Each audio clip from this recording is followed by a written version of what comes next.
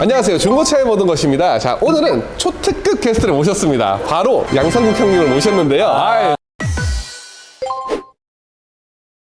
나와주셔서 너무 감사합니다. 중고차의 모든 거 아주 잘 보고 있었습니다. 감사합니다, 형님. 예, 일단 만나서 반갑습니다. 개그맨 겸 레이서 게이서 양성국입니다. 오늘 뭐 어떤 컨텐츠를 준비했습니까? 사실 오늘은 개그맨으로서가 아니라 제가 전국적으로 레이서들을 모아놔도 좀 상위 티어 형님이시거든요. 정말로. 뭐 1등 했다 이런 소리는 그만해도 될 것 같아요. 그렇다 보니까 이제 차에 대해서 굉장히 차 타는 거를 잘 하신단 말이에요. 그래서 오늘은 많은 일반인분들의 논란거리죠. C클래스가 좋니? G70이 좋니? A4가 좋니? 아우디가 최고다 이런 분들도 계세요. 그래서 오늘 그 차들을 다 타보고 뒤에 다 준비했습니다. 3 시리즈, A4 그리고 C클래스 저기 G70까지 준비한 차량들이 약간 돈이 애매할 때 타는 차들을 많이 모았는데 그렇죠. 1,000만 원대부터 2,000만 원대 전액 할부 때리면 바로 탈 수 있는 그런 차들인데 또 이걸 타시는 분들은 주장하는 게 무게 배분이며 휠 베이스며 이런 게 달리기에 최적화됐다. E 클래스나 S 클래스는 굼떠서 사는 거다. 이런 얘기들이 많아요. 근데 나 그게 궁금하더라고요. 돈을 더 주면 굼뜨지 않습니까, 여러분들? 전 진짜 궁금했던 게 실제로 예를 들어 3 시리즈로 칠게요. 5 시리즈랑 비교를 했을 때 레이싱에는 적합한 차가 맞나요? 사실 근데 레이싱에 적합한 차는 아니다. 둘 다요?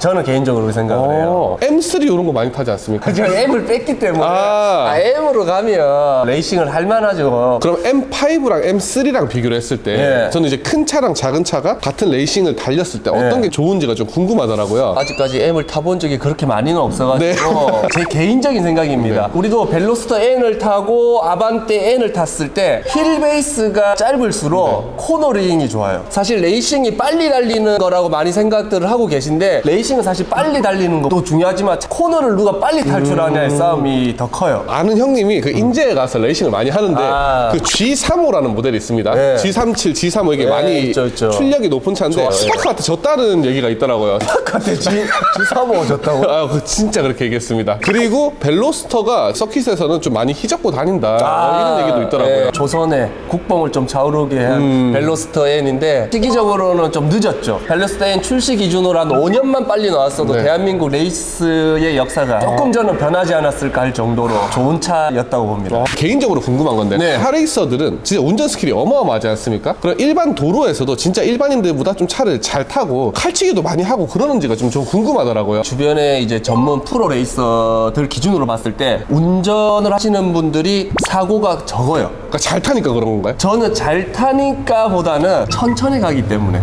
오히려 천천히 간다? 천천히 가요. 제한 속도가 있긴 있지만 그 위험하게 이 공도에서 막 달리시는 분들 많이 계세요. 근데 막상 이제 프로까지 가신 분들은 차도 조용한 차를 선호하시고 이런 데서는 천천히 달리세요. 그러니까 혹시 위험한 상황이 생겨도 더 안전하게 빨리 대처가 되는 거죠. 스킬도 더 있으니까. 애초에 도로에서도 천천히 달리는데 스킬까지 있으니까 좀 방어가 잘 되는 거네요. 더 잘 되죠. 카레이서 분들도 공도에서도 사고 나는 경우가 있긴 있나요? 있기는 있을 건데 나만 잘해서 되는 게 아니니까. 근데 이제 확률적으로 조금 사고 안 날 확률이 더 높은 것 같아요. 그래서 뭐 오늘 제가 뭐 다른 건 아니고 현대 드라이빙 그 아카데미 인스트럭터 이제 강사도 하고 있는데 제가 가장 유용한 꿀팁을 오늘 제가 기회가 된다면 한번 가르쳐 드리도록 하겠습니다. 감사합니다. 그럼 오늘 공도의 깡패 차들을 여러 대 가져왔으니까요. 한 대씩 비교해 보면서 어떤 차가 그래도 뭐 드라이빙에 좀 재미를 주는지 그리고 일반인들이 이제 사용할 수 있는 운전 스킬까지 한번 알아보도록 하겠습니다. 가시죠.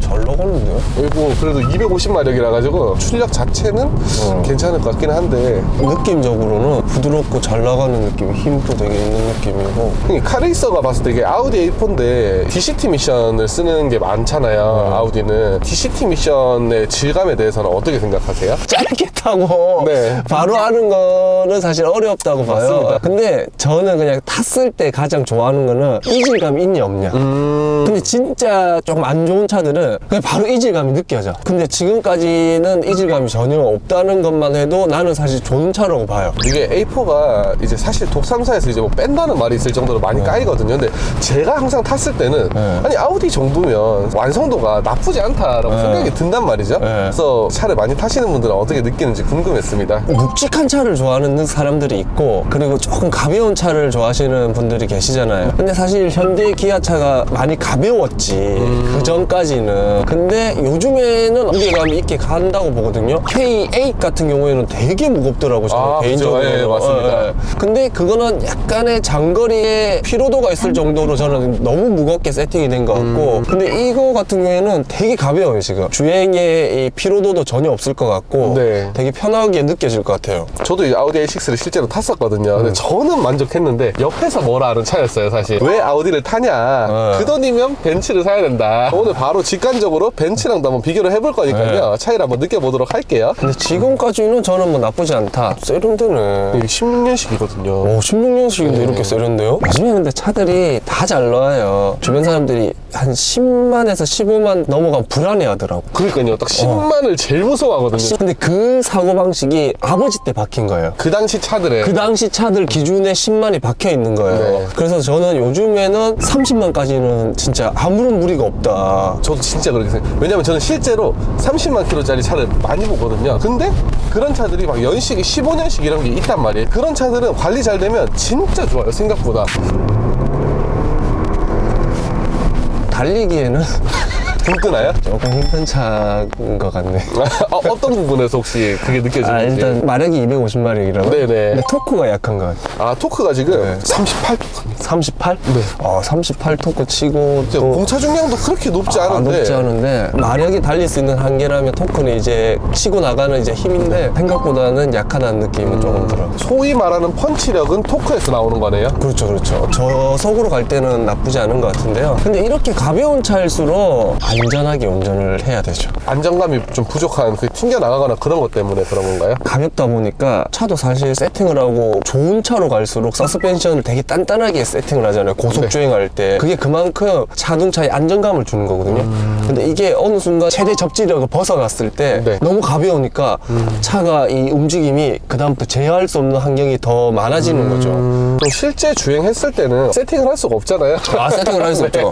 근데 이제 자기에게 맞는 차를 선택을 하는 거죠. 근데 제가 볼 때는 아우디 A4 같은 경우에는 출퇴근하시고 가속도 안 하시고 그냥 편안하게 주행하시는 분들이 운전하기에 승차감도 되게 편하게 탈 수 있을 것 같아요. 그러니까 그런 이미지인 것 같습니다. 네. 그리고 독일에서는 아우디는 뭔가 좀 성공한 직장인 이런 느낌이 있다 하더라고요. 거기에 딱 알맞지 않나 그런 생각이 듭니다. 그럼 독일 3사 중에서 브랜드가 인지도가 가장 있다라고 하면 벤츠인데 아우디 A4랑 벤츠는 또 어떻게 다른지 또 이제 C클래스를 한번 타보면서 한번 비교해 보도록 하겠습니다. 내가 운전을 하기 전에 앉자마자 느낀 게 시트가 주는 묵직함이 있구나. 저는 개인적으로 제일 좋아하는 시트 착자감이 S클래스거든요. 떼서 우리 집 소파로 쓰고 싶을 정도로 편하더라고요. 아니 옆자리에서는 어때요? 좀 통통 튀는 느낌이 좀 더 들기는 해요. 근데 이제 그만큼 통통 튄다는 거는 조금 더 하드하다는 느낌이지. 네네. 근데 만약에 조금만 불편한 도로를 갔을 때 너무 가벼운 차들은 이렇게 막 튀는 거야. 근데 이렇게 하드하게 세팅된 차들은 네. 조금 승차감 자체가 되게 편안하게 고속 주행이나 이럴 때는 가는데 이제 이렇게 좀 시내 주행이나 방지턱이 있을 때는 불편하다고 느낄 수 네. 있는데 그 중간 세팅이 되게 어렵죠. 그러니까 이게 벤츠가 못해서 이렇게 만든 게 아니라 저는 사실 많이 튄다고는 생각은 안 했는데 잘 세팅한 중간 정도가 벤츠여서 아무래도 선호도가 좀 더 높지 않나. 슈퍼카나 뭐 조금 더 단단한 차들이 많은데 승차감과 안전성이나 뭐 여러 가지를 다 만족할 수 있는 정도의 딱 세팅 값이 한 요 정도인 것 같아요. 실제로 저는. 이 클래스가 정말 좀 편한 차라고 느꼈어요. 5 시리즈가 막 달리기 좋고 막 이렇게 얘기하는데 실제로 탔을 땐 저는 이 클래스가 가장 승차감이 피로도가 제일 적은 것 같다는 느낌이 들더라고요. 네. 저는 지금까지 네. 그냥 시내 주행 기준으로는 아우디가 편한 것 같아요. 편한 걸로는 출퇴근하고 그냥 마실 가고 뭐 이 정도로는 A4가 편해요. 출력 면에서는 어떤가요? 출력은 내가 아직까지 밟아보지를 않아서 출력을 느낄 수는 없는데 디자인은 개인적으로 아우디가 좀 예쁘긴 예뻤는데도 사실 벤츠가 주는 감성이 확실히 있는 것 같아요. 근데 이제 C클래스는 즐기는 사람들이 타면 좋을 것 같아요. 되게 안전성이 있어 차가. 코너링 때 웬만한 속도를 안고 들어가도 받아줄 거라는 약간의 차에 대한 내가 믿음이 있어. 이게 내가 사실 운전을 우리가 왜냐면 시내 주행에서 해볼 수 없잖아요. 네네. 근데 A4는 그냥 타기에는 너무 좋은데 내가 어느 정도의 속도를 내고 몰아붙였을 때 못 버틸 것 같은 느낌이 있는데 이 차는 하드한 느낌을 느낌은 있는데 근데 어느 정도 내가 코너나 고속 진입을 해도 받아줄 것 같은 느낌이 있어요 지금. 현재까지는 재미를 위해서는 C가 낫고 그냥 일상적으로 야 무슨 차를 타고 까불어 그냥 좀 편하게 그냥 야 너 같은 애들 최고 꼬라지 보기 싫다 하면 이제 A4. 왜? 내가 좀 탈 수도 있지. 제한된 속도 안에서 하는 분들은 C가 나은 것 같고 별거 아닌데 진짜 차가 주는 느낌이 확실히 다른 것 같아요. 네. 저는 그렇게 까부는 스타일이 아니다 보니까 저는 솔직히 아우디가 좀 더 편했던 것 같아요. 시트도 저한테는 약간 좁다는 느낌이 들어요. E클래스는 좀 괜찮거든요. 근데 또 A6랑 E클래스랑 비교하면 저는 E클래스가 낫더라고요. A4는 편안한 엄마 같고 여기는 약간 엄격한 아빠 같은 느낌. 어느 정도는 할 수 있는데 그걸 넘어서면 위험할 수도 있겠지만 그럼 이제 그 다음번에는 제네시스 G70을 한번 타볼 거거든요. 제네시스 네, 이게 논란이 많습니다. G70이 독일 3사를 이겼다라고 생각하시는 분들도 많아요. 근데 실제로 그랬으면 난 좋겠어요. 개인적으로 제네시스가 잘 됐으면 좋겠고 제네시스 네, 한번 느껴보러 가보겠습니다.